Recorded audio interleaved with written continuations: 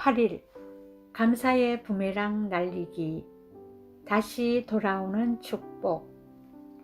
촛불을 보고 감사하는 자에게 하나님은 전깃불을 주시고, 전깃불을 감사하는 자에게 달빛을 주시고, 달빛을 감사하는 자에게 햇빛을 주시고, 햇빛을 감사하는 자에게 영원토록 사라지지 않는 천국의 영광을 비춰주신다.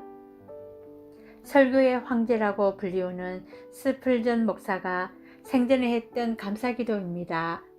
하나님은 작은 감사를 드릴 수 있는 자에게 또다시 큰 것을 감사할 수 있도록 축복해 주십니다. 저는 이러한 감사의 선순환 원리를 감사 부메랑이라고 이름 붙였습니다. 부메랑이라는 장난감 기구는 원래 호주의 원주민이 새나 작은 짐승을 사냥할 때 사용하던 도구로 공중을 향해 던지면 다시 제자리로 회전하면서 돌아오는 기구입니다.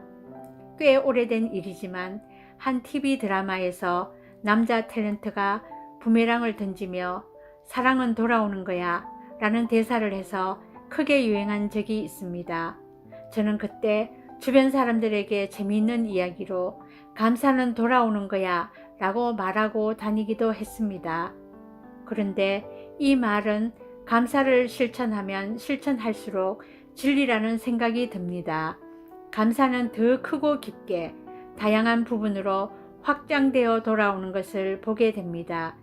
이것을 몸소 실천하고 있는 회사가 있어서 소개하고자 합니다. 포스코 LED라는 회사는 감사를 기업 문화로 정착시키고자 100일간 직원들에게 감사 노트 쓰기를 실시했습니다. 많은 직원들은 처음엔 의무감에서 시작했던 감사 노트 쓰기와 감사가 자신의 삶을 어떻게 변화시켜 놓았는지를 고백했습니다.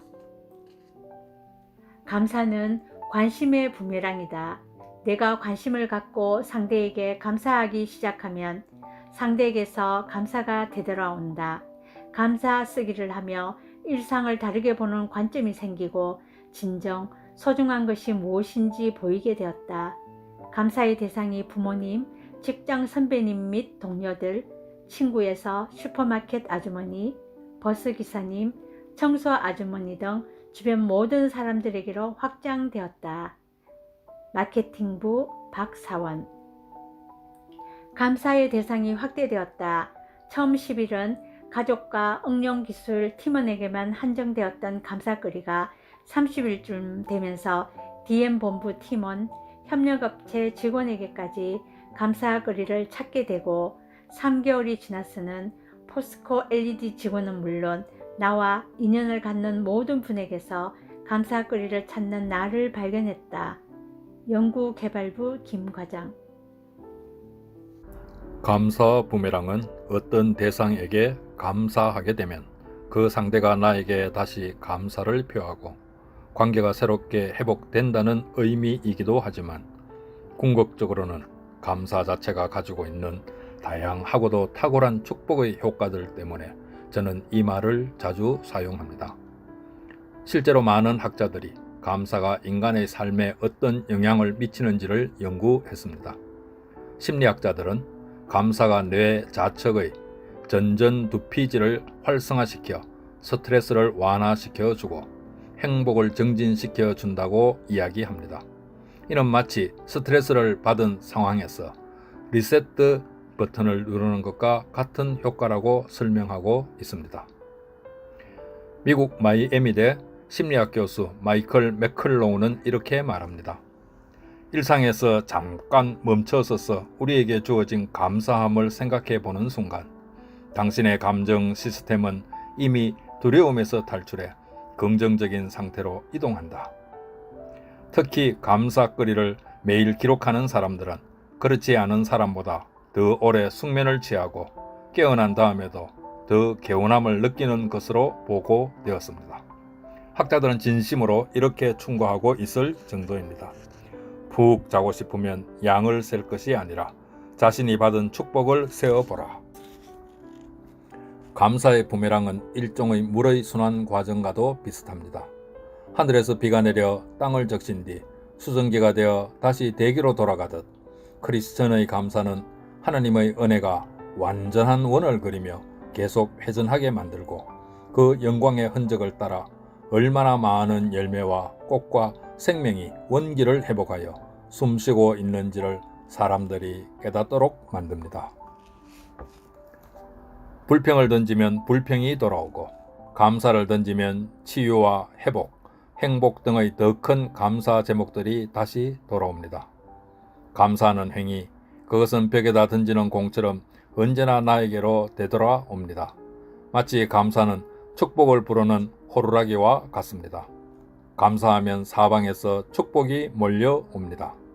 마치 백사장에 가서 자석을 모래 속에 넣으면 쇳가루가 자석에 가득 달라붙는 것처럼 감사의 호루라기를 불면 사방에 좋은 것이 내게 다 달라붙고 불평의 호루라기를 불면 내 인생을 망치는 온갖 나쁜 것들이 사방에서 몰려오는 것과 같다고 봅니다.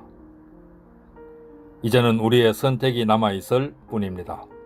하나님이 허락하신 소중한 삶에서 불평의 부메랑을 던질 것인지 아니면 감사의 부메랑을 던질 것인지 말입니다.